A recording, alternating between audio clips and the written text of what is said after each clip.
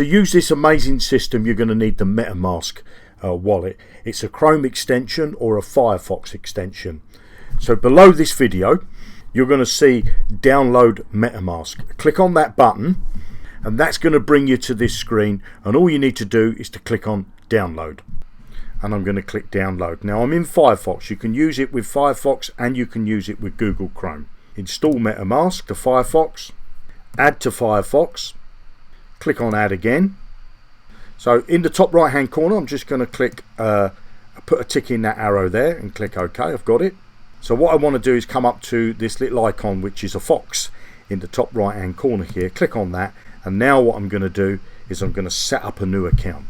So as you can see, it brings me to a window like this. I'm going to click get started, and what I'm going to do is to create a new wallet. So I'm going to click on this button here, the blue one. So make sure you read the information and you agree to it. So I'm just going to click agree. Now it's going to ask me to set up a password. Agree to the terms and conditions. If you want to read them, you just click there, and I'm going to click create. And now I've got this lock here. Now what it's going to reveal is my secret words. So I'm going to click on that, and now what I need to do is to write down these secret words. Once you've made a note of those, click next. And now what it's going to ask you to do is to put the words in the correct order. Once you've done that, click confirm. Congratulations, you've now just set up your MetaMask. So I'm just going to click all done. And as you can see at the moment, I don't have any balance in there whatsoever. So all I need to do is to send some Ethereum to here.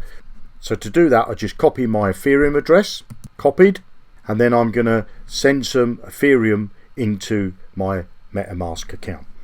So now that you've set up your MetaMask, below the video you're going to see a button that says I have MetaMask, take me to the next step. Click on that blue button and we'll see you in the next video.